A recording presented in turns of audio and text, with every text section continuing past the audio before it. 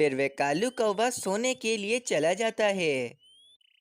मीनू चिड़िया, ये कालू कौवा तो इतना बड़ा हो गया है कि ये कालू कौवा हम सब पक्षियों की चटनी बना सकता है। अगर हमने इस कालू कौवे की बात ना मानी तो ये कालू कौवा हमारे साथ अच्छा नहीं करेगा। हाँ मीनू चिड़िया, कुछ करो वरना ये कालू कौवा हमें नहीं छोड़ेगा। पक्षियों, मेरे पास एक उपाय है। पहाड़ों की तरफ जो उल्लू बाबा रहते हैं, अब वे ही हमें इस समस्या का उपाय बताएंगे। चलो, हम उल्लू बाबा के पास जाते हैं। मीनू चिड़िया, तोता और कबूतर उल्लू बाबा के पास चले जाते हैं। मीनू चिड़िया, क्या हुआ? तुम इतनी घबराई हुई क्यों हो? मुझे भी तो बताओ, आखिर क्या बात है? उल्लू बाबा, हमारे जंगल में जो कालू कौवा रहता है, वे काफी ज्यादा बड़ा हो गया है और वे हमारे जंगल के पक्षियों को बहुत ही ज्यादा तंग कर रहा है। वे हमें धमकी दे रहा है कि अगर हमने उसकी बात ना मानी तो वे हमारे साथ अच्छा नहीं करेगा। हाँ उल्लू बाबा, हम सब पक्षी बहुत तंग आ गए हैं। आप हमें इस समस्या का कोई उपाय बताएं। बेटा, मैंने ही उस कालू कौवे को शराब देकर इतना बड़ा किया है, लेकिन मैंने तो उसे सजा दी थी। मुझे क्या पता था कि वे इतना बड़ा होकर तुम सब पक्षियों को तंग करेगा। पर उल्लू बाबा, आपने आखिर कालू कौवे को शराब क्यों दिया था? मीनू चिड़िया, मैं अपनी दोनों आंखें बंद कर कर ध्यान में था, तो वहाँ पर वे कालू कौवा आ गया और वे मेरे फल चुरा रहा था। तो इतने में मेरी आँख खुल गई और मैंने उस कालू कौवे को फल चुराते हुए देख लिया। तो फिर मुझे गुस्सा आ गया और मैंने उस कालू कौवे को इतना बड़ा कर दिया।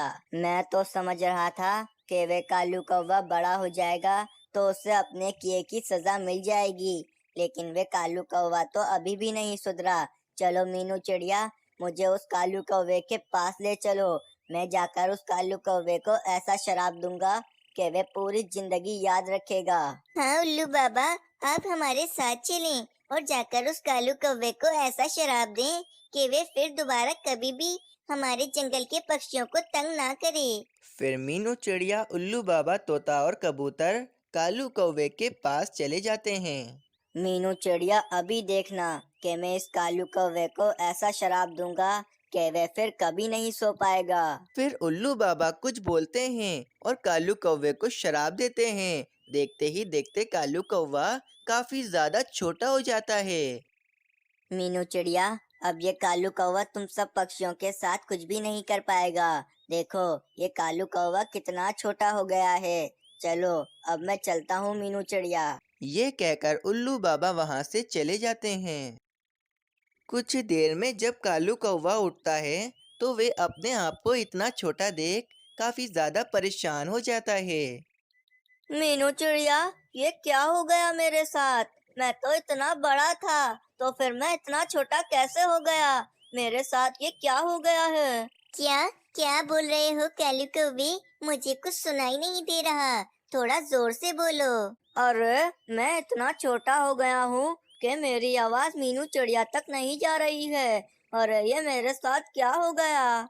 फिर सभी पक्षी कालू कौवे को अकेला छोड़कर वहां से चले जाते हैं और कालू कौवे को अपने किए की सजा मिल जाती है। इस कहानी से हमें ये प्रेरणा मिलती है कि जो हमेशा दूसरों के साथ गलत करता है, एक ना एक दिन उसके साथ भी गलत जरूर होता है। इसीलिए तो कहते हैं कि हमेशा अच्छे काम करो, क्योंकि अच्छे काम करने से हमें अच्छा ही फल मिलता है। तो प्यारे दोस्तों, आप लोगों को ये कहानी कैसी लगी हमें कमेंट कर कर ज़रूर बताएं। हमें आपके कमेंट का बेसब्री से इंतज़ार रहेगा। एक दफ़ा की बात है, एक जंगल में एक कालू कौवा और रानी कौवी रहते थे। कालू कौवे का एक बेटा राजू कौवा भी था, जो कि बहुत ही ज़्यादा शरारती था। बस राजू कौवे को पूरा दिन दूसरे पक्षियों को तंग करने में बहुत ही ज़्यादा मज़ा आता था। पापा, मैं पूरे जंगल की सैर करने के लिए जा रहा हूँ। आपके लिए कोई भोजन लाना है तो मुझे बता दो, आते वक्त लेके आऊँगा। राजू, तुम मुझे भोजन लाकर दोगे? आखिर तुम मुझे कहाँ से भोजन लाकर दोगे? पापा, आप बिल्कुल भी चिंता मत करो, मैं किसी भी पक्षी को उल्लू बना लूँगा और उसका भोजन लेकर आ जाऊँगा। राजू, अपने पापा के लिए ही सिर्फ भोजन लाओगे, मेरे लिए भी भोजन ले आना। ठीक है, मैं आपके लिए भी भोजन लेकर आऊंगा। फिर राजू कौवा जंगल की सैर करने के लिए चला जाता है। जंगल की ऐसी सैर करने में बिल्कुल भी मजा नहीं आ रहा है। एक काम करता हूँ, किसी पक्षी को जाकर तंग करता हूँ, जब ही मुझे मजा आएगा। फिर राजू कौवा जंगल से जा ही रहा होता है कि राजू कौवा देखता है कि सामने घोंसले में 2 अंडे पड़े हुए होते हैं। राजू कौवा उन अंडों के पास चला जाता है। वाह भाई वाह, 2 अंडे। यहाँ पर तो कोई पक्षी भी नहीं दिख रहा है। चलो इन दोनों अंडों को तोड़कर पी लेता हूँ, बहुत ही मजा आएगा। फिर राजू कौवा फौरन से एक अंडा तोड़कर पीने लगता है। वाह भाई, इस अंडे को तोड़कर पीने में तो बहुत ही ज्यादा मजा आ गया। चलो अब दूसरे अंडे को भी तोड़कर पी लेता हूँ। फिर राजू कौवा दूसरा अंडा तोड़ने के लिए जा रहा होता है कि वहाँ पर एक बुलबुल आ जाती है। हाय रे राजू कौवे, ये तुमने क्या कर दिया? तुमने मेरा एक अंडा तोड़कर पी लिया। राजू कौवे, ये तुमने बिल्कुल भी ठीक नहीं किया है। बुलबुल आंटी, ये आपका अंडा था, मुझे तो पता ही नहीं था कि ये आपका अंडा है। मैं वरना इसको तोड़कर पीता ही नहीं। राजू कौवे, तुम हर बार यही करते हो, लेकिन इस बार मैं तुम्हें नहीं छोड़ूंगी। अभी तुम्हें बताती हूँ। अरे बुलबुल आंटी तो बहुत गुस्से में आ गई हैं। अरे अब क्या करूं? चलो यहाँ से भाग जाता हूँ। चलो बुलबुल आंटी, फिर मिलते हैं। इतना कहकर वे राजू कौवा वहाँ से भाग जाता है। बाप रे बाप, बहुत ही बुरा बच गया हूँ मैं। चलो अब किसी दूसरे पक्षी को जाकर तंग करता हूँ। फिर राजू कौवा थोड़ा आगे जाता है तो राजू कौवा देखता है कि सामने ही कोमल चिड़िया बैठी अपना घोंसला बना रही होती है। राजू कौवा फौरन कोमल चिड़िया के पास आता है। अरे रे कोमल आंटी, आप तो आज बहुत ही ज्यादा थकी हुई लग रही हो। लगता है आज आपने बहुत ही मेहनत की है। हाँ राजू कौवे, देखो ना, सुबह से अपने घोंसले की मरम्मत कर रही हूँ। देखो मैंने सामने कितना सारा सूखा घास जमा किया है। राजू कौवे, तुम मेरा एक काम कर सकते हो? हाँ कोमल आंटी, बोलो बोलो, आपका क्या काम करना है मुझे? राजू कौवे, सामने जो मैंने सूखा घास जमा किया है, फिर तुम मुझे यहाँ पर लाकर दे सकते हो? हाँ कोमल आंटी, इसमें कौन सी बड़ी बात है, मैं अभी आपको सारा सूखा घास लाकर दे देता हूँ। फिर राजू कौवा सामने सूखे घास के पास चला जाता है। चलो ये सारा सूखा घास उठाकर मैं सामने पानी में ले जाकर फेंक देता हूँ, बहुत ही मजा आएगा। फिर राजू कौवा वह सूखा घास ले जाकर उस पानी में फेंक देता है। अरे राजू कौवे, ये तुमने क्या कर दिया? ये मैंने सूखा घास कितनी मुश्किलों से जमा किया था और तुमने इसे पानी में फेंक दिया। अरे कोमल आंटी, गलती से मेरे पर लड़खड़ा गए थे और मेरे पाँव से ये सूखा घास निकलकर पानी में गिर गया। अरे राजू कौवे, मुझे पता है ये तुमने जानबूझकर किया है। इसमें मेरी ही गलती है कि मैंने तुम्हें सूखा घास लाने के लिए भेजा। कोमल आंटी, अब आप जो भी कहो, लेकिन सूखा घास तो पानी के अंदर गिर चुका है। चलो कोमल आंटी, अब मैं चलता हूँ। फिर वह राजू कौवा वहाँ से भी चला जाता है। फिर राजू कौवा थोड़ा और आगे जाता है तो राजू कौवा देखता है कि सामने एक पेड़ के नीचे बैठे उल्लू साधु अपनी तपस्या कर रहे होते हैं। राजू कौवा उस पेड़ के ऊपर आकर बैठ जाता है। कोमल आंटी और बुलबुल आंटी को तो मैंने मजा चखा दिया है। चलो अब इन उल्लू साधु को मजा चखाता हूँ। एक काम करता हूँ, सामने जो जमीन पर कंकड़ पड़ा हुआ है, वे कंकड़ उठाकर उल्लू साधु को मारता हूँ। फिर वह राजू कौवा वे कंकड़ अपनी चोंच में फंसाकर उल्लू साधु के ऊपर फेंक देता है और वे कंकड़ आकर सीधा उल्लू साधु के सर पर लगता है और उल्लू साधु की तपस्या टूट जाती है। अरे मूर्ख कौवे, ये तुमने क्या कर दिया? तुमने मेरी तपस्या तोड़ दी। मैं तुम्हें ऐसा शराब दूंगा जो तुम्हें जिंदगी भर याद रहेगा। इत्तू बित्तू तीन टमाटर, अब देख जोर मेरे मंत्र का, ये मूर्ख कौवा हो जाए पत्थर का। बस फिर क्या था, उल्लू साधु के शराब देते ही वे राजू कौवा एकदम पत्थर का बन जाता है। अब पता चलेगा इस मूर्ख कौवे को इस उल्लू साधु को परेशान करने का इंजाम। ये सब कुछ होते हुए एक तोता देख लेता है और वे तोता फौरन कालू कौवे के पास चला जाता है।